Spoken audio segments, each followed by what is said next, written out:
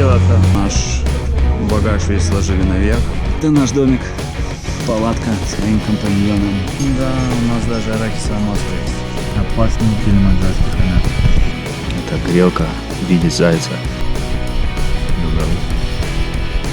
В общем, мы стартанули. Начался второй день. Руси, Дженни, Санкт-Петербург.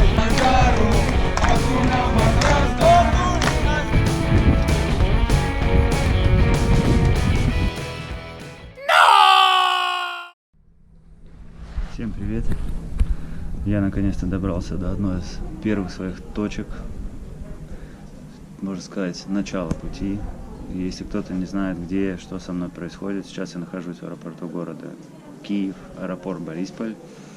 Я жду свой рейс, который будет через пару часов, и я буду отправляться сначала в Дубай. Там у меня будет пересадка около 5 часов, и потом я буду лететь в африканскую страну, которая называется Танзания. Отправляюсь я туда не для того, чтобы просто полежать на пляже, да, и отдохнуть, как это делает сейчас большинство туристов. Отправляюсь я туда, чтобы подняться на самую высокую точку того континента. Это вулкан Килиманджаро, или стратовулкан, или гора Килиманджаро, как называют. Высота 5895 метров. Вот, это, наверное, самое сложное путешествие в моей жизни, потому что отправляюсь я туда один. Вот, без друзей, без родных, без любимой. Вот, посмотрим, как это будет. Надеюсь, что все будет в порядке, все мы сможем сделать. По прибытию уже в Танзанию, в Занзибар, меня ждет местный перелет на маленьком самолете около часа. Вот. Покажу вам, как будет выглядеть этот самолет, покажу, как летать вообще на таких самолетах, потому что сам я, в принципе, никогда в жизни на таком маленьком самолете, который ждет меня в Занзибаре, еще не летал.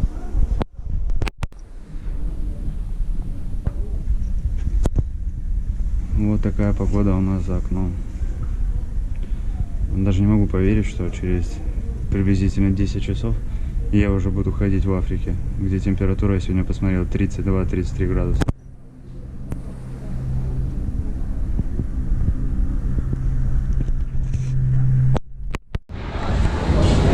Вот так вот получает багаж аэропорт Занзибар, Африка. Кстати, сделали ленту. Вот, потому что я читал то, что ленты здесь нету. Оп.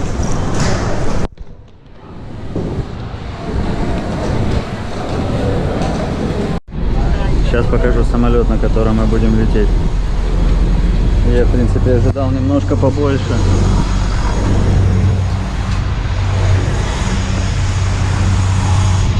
Воу-воу-воу-воу-воу. Главное не обделаться, пока мы будем на нем лететь. Там несколько самолетов Анекса, АЗР. Вот он. Час 15. С Занзибара мы летим в Арушу.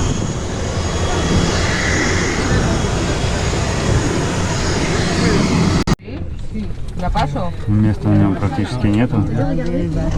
Вообще очень душно. В некоторых местах он разваливается. Там пропеллер, я сел в окошко.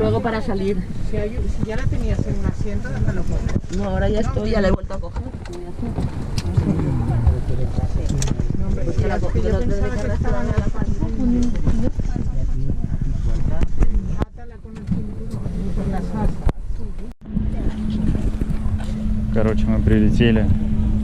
Летать на нем было, конечно, очень страшно. Но здесь мы вышли, сразу видно Килиманджаро.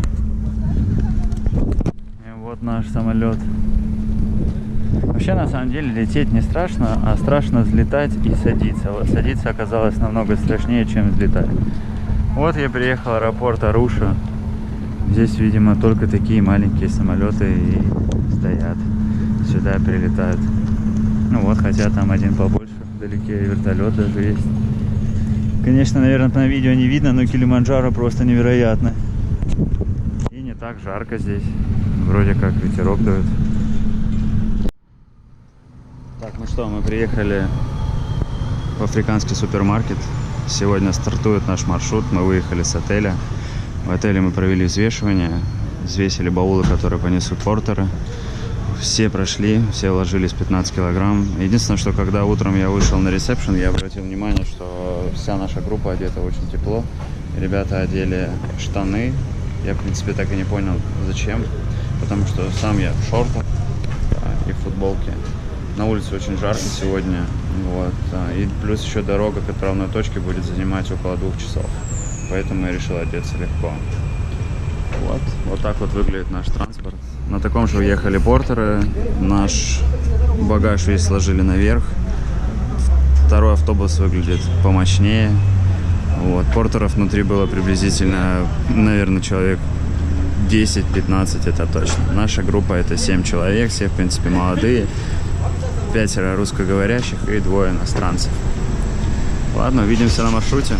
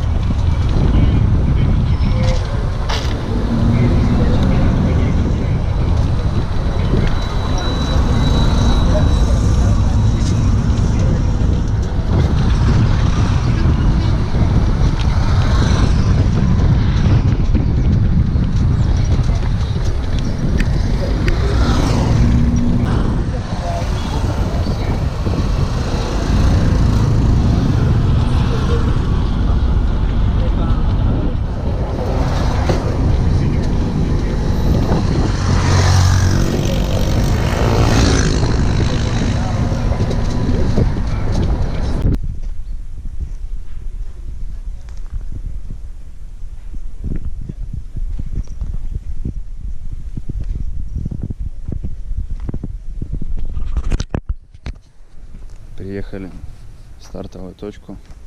Сейчас будем ждать всю команду. Я имею в виду команду портеров, которые будут нести наше снаряжение, все необходимое для восхождения. Нужно будет их подождать. Ехали мы 3 часа. Нам сказали, что мы будем ехать приблизительно час 20, час 30, максимум 2.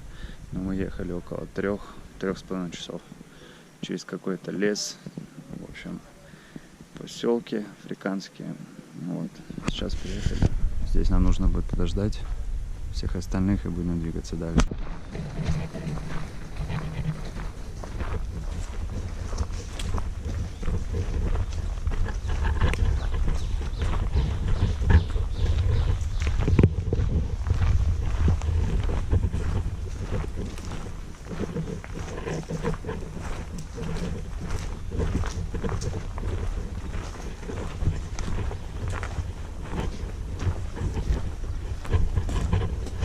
Мы стартовали, вот уже прошли несколько минут по маршруту. Помните, я говорил, что у нас будет 10-15 портеров, их оказалось 23. Они нас еще не догнали, идут где-то там сверху. Вот, и я все-таки решил одеть штаны, чтобы чувствовать себя комфортнее. А здесь у нас небольшой водопад, как нам сказал наш гид, что воду с этого водопада можно пить, но они не уверены, что она не навредит, но они уверены, что она чистая. Как-то так. Вон идут наши портеры. Сейчас мы посмотрим, как это выглядит. 23 человека. Это очень жестко. Там лестничка, вон они спускаются с мешками на голове, с баулами. Вот наши портеры, можете посмотреть. Несут багаж.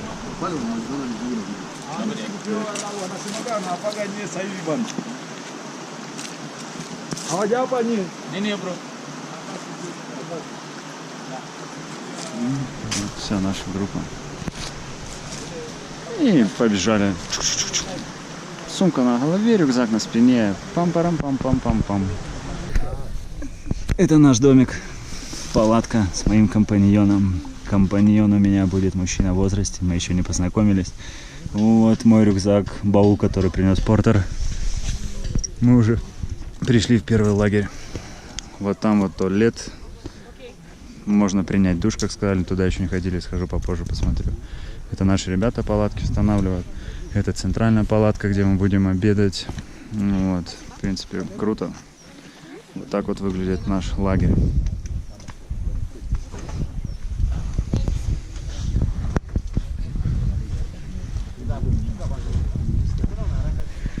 Да, вообще сказали ходить аккуратно, потому что здесь вот такие большие муравейники. Но это не муравейник, это просто земля. Но я думаю, что муравейники такие же.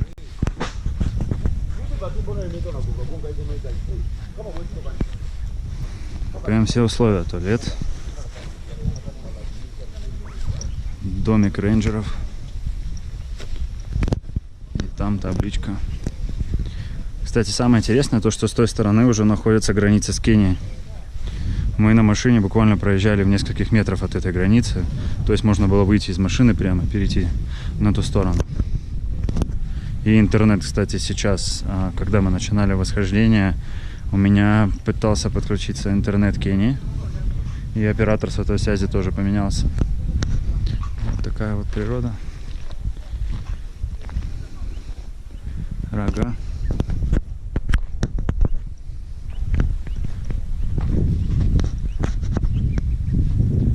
Через пару часов у нас будет ужин. Тоже покажу, как все это выглядит. Оп.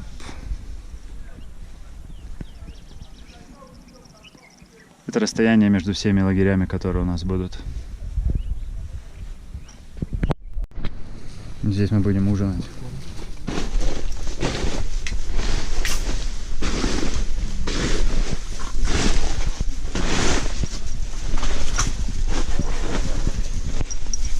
Все изыски. Да, у нас даже арахисовое масло есть.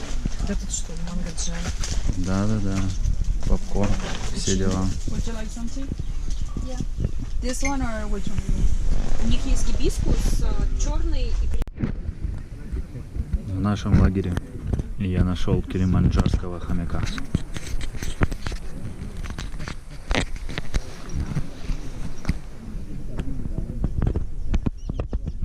Опасный килиманджарский хомяк.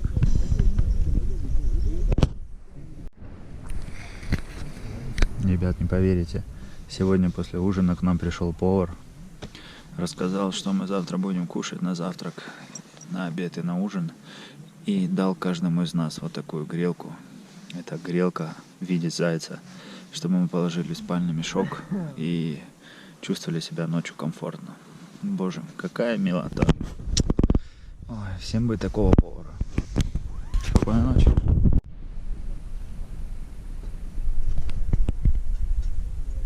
Доброе утро.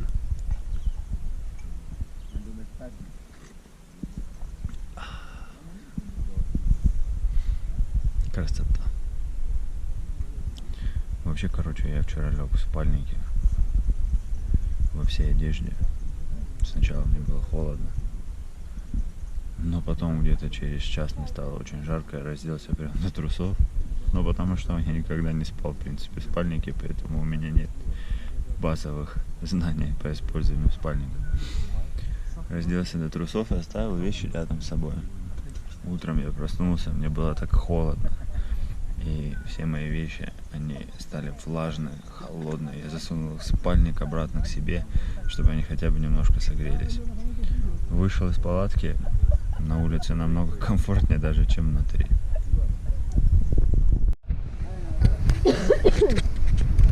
В общем, мы стартанули. Начался второй день. Сегодня нам нужно пройти около 5 километров.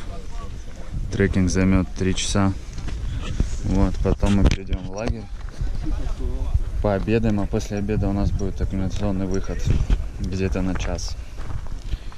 Посмотрим, что нас ждет дальше.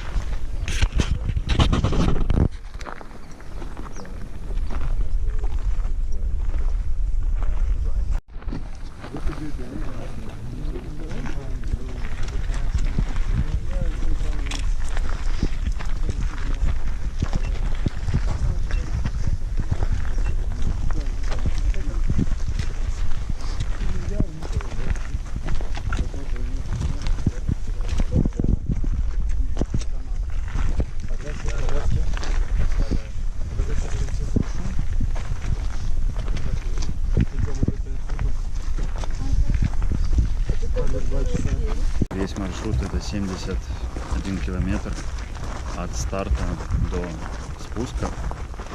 Вот, поднимаемся мы сейчас со стороны Кении. Это самый северный маршрут и считается самым уединенным, в принципе. Один из сложных, в принципе, как многие говорят, очень красивый. Я переживал, что не будет деревьев, но растительности какой-то здесь оказалось очень много со всех сторон. Но это первые 2 дня, мне так кажется. Вот. Сейчас мы идем ко второму лагерю. Идти нам то ли 8 километров, то ли 4 километра. Почему точно не могу сказать, потому что африканцы каждый раз называют разные цифры. Такое ощущение, как тайцы на ходу придумывают, сколько идти и через сколько мы будем останавливаться. Вот. Пока не особо сложно, даже не использовал трекинговые палки. Вот. Погода хорошая, радует, потому что когда мы выходили в отель, я посмотрел прогноз погоды на неделю. Там было написано, что начиная со 2-го дня будут сильные дожди и снег. Пока ничего нет.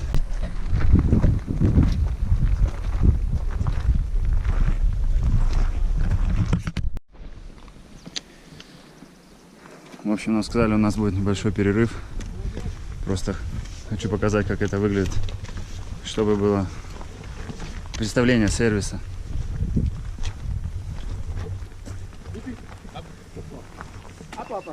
Блог какой-то, да? Да, просто снимаю друзьям, там, родителям. А я думал, блог какой-то ты там выложишь потом. Выложу где-то? Тебя ссылку попросить? Да, потом, конечно, Хорошо. покажу. Да, обычно просто не снимаю, этот раз решил.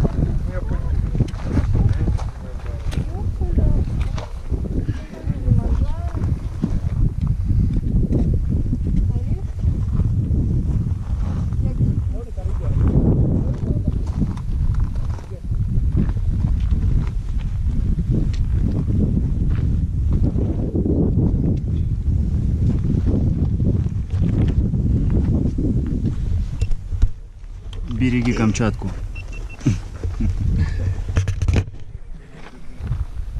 В общем, мы все еще продолжаем сегодняшний подъем.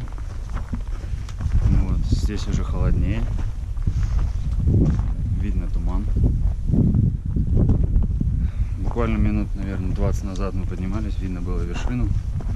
Сейчас вершину уже даже не видно. Вот. Я все не теряю надежды увидеть Килиманджарский крестовик или синецию, как их называют.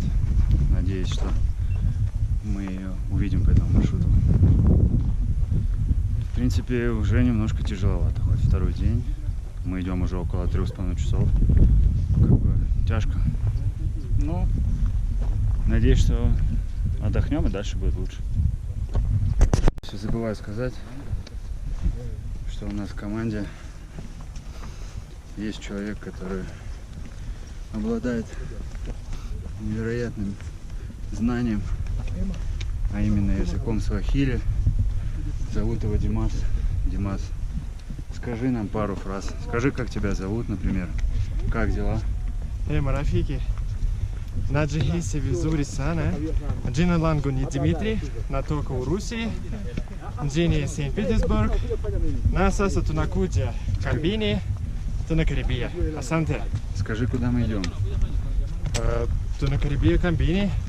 Камби я Килиманджаро. Лакини не лазим аквенде сику тату на фикире mpaka Ну, в принципе, я думаю, хватит. Спасибо тебе, Димас. Вот такие вот люди у нас живут на планете. Кстати, это первый белый человек, который вообще в жизни встретил, разговаривает на этом языке. Вот так вот. Мы все-таки пришли в наш лагерь. Good job, guys. Day 2. Good job. Asante sana. Day 2. Welcome home. Welcome home, sweet home. Лагерь номер 2. Ну, тут уже, в принципе, прохладно. Уже везде туман, ветер сильный. Уже стоят. Вот. Здесь мы, как обычно, будем обедать. Да, я думаю, что здесь ночевать будет намного прохладнее. На обед будет пюре, котлеты и малосольные огурчики. Борщ. А сейчас она еще пампушки принесет.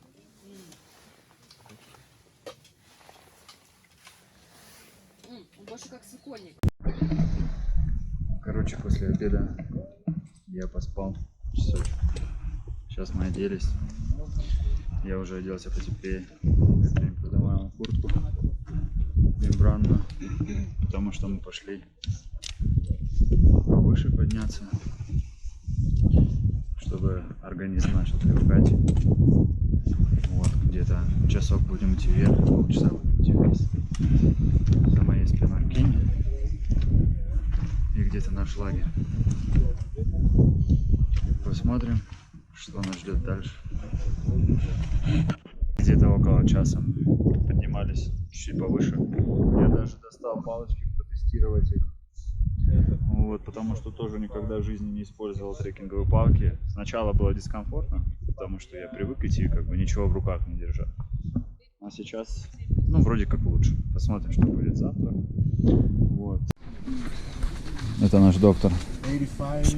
I've just smoked maybe 2 minutes later. Он проверяет наше здоровье каждое утро и каждый вечер. Утром после завтрака и вечером после ужина. Записывает кислород, давление, спрашивает, как у нас дела.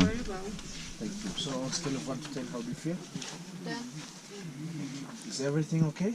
Yeah, And are you ready for dinner? of course. Is your appetite good? Yeah. I think I we all, won't eat all day. Okay. even after lunch, she wanted to eat. Thank you.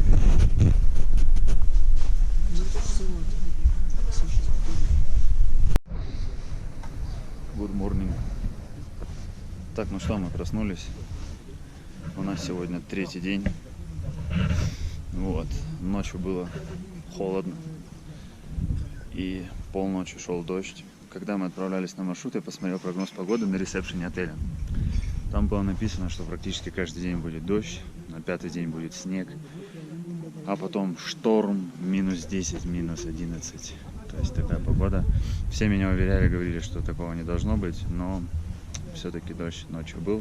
И написано, что сегодня тоже дождь будет. Вообще с той стороны там должно быть Килиманджаро, но его то видно, то не видно, туманом затягивает. А с той стороны Кения тоже уже ничего не видно. Вот. Могу сказать, что получил 2 урока, или один, так будет правильно. То, что в палатке никогда нельзя оставлять вещи, не складывая их либо в баул, либо в рюкзак, потому что в первую ночь, когда проснулся, утром все мои вещи были настолько холодные, и с утра я даже не знал уже, как согреться, я их засунул в спальник себе и вместе с ними как бы пытался согреться и вещи согреть. Сегодня ночью я оставил пару пакетов с пауэрбанком, вот, с солнцезащитным кремом рядом со своим спальным мешком. Утром проснулся, оно тоже все мокрое. В общем, вот такие дела. Сегодня нам нужно будет пройти приблизительно 8 километров. Вот. До следующего лагеря. Там мы пообедаем, а после обеда мы отправимся опять на кондиционный выход около часа. Не знаю, получится что-то снять сегодня или нет, потому что мы будем идти, в принципе, по прямой дороге практически. Высоту наберем только на 200 метров выше. Вот так вот. Пока. Короче, перед выходом нам решили устроить небольшое шоу на 3-й день.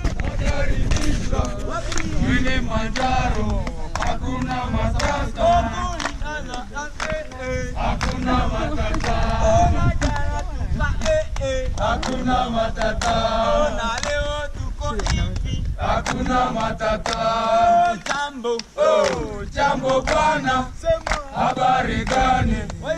Nzuri sana, wageni, makaribishwa wapi? Kilimanjaro, hakuna matata, tulianza rongai, hakuna matata, Это заводило.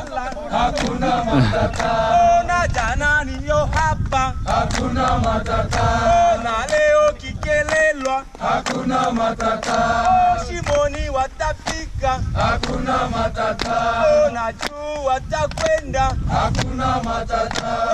Jambo, jambo bwana, habari gani?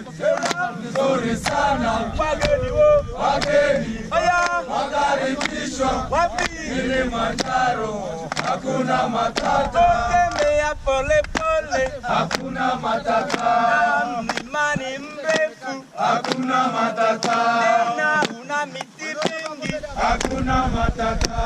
Kunguru pia wapo, hakuna matata. Sema jambo, oh jambo bwana, habari gani? Nzuri sana. Oh wageni, wageni, wakaribishwa wapi? Kilimanjaro, hakuna matata.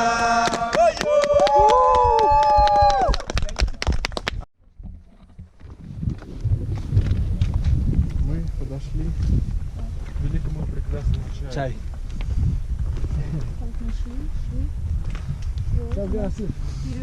Второй день подряд нас радуют вкусным чаем во время перехода. Okay, chai break, guys. И вот такой вот вид. So far so good. How is pace? Вообще после видео с танцами я хотел сказать, что у каждого портера есть своя должность. И у нас есть портер, который именно несет нам чай, да, для остановок во время перехода. Есть портер, который несет туалет для ребят. Ребята отдельно оплатили туалет. Вот. 2 повара. Есть портер, который моет посуду. Есть официант. То есть просто, чтобы вы понимали, за что люди платят такие деньги. Вот такие вот мелочи. Ну, очень приятно, в принципе. Когда ты идешь 4 километра и тебе потом приносят чаек. Пойду пить чай.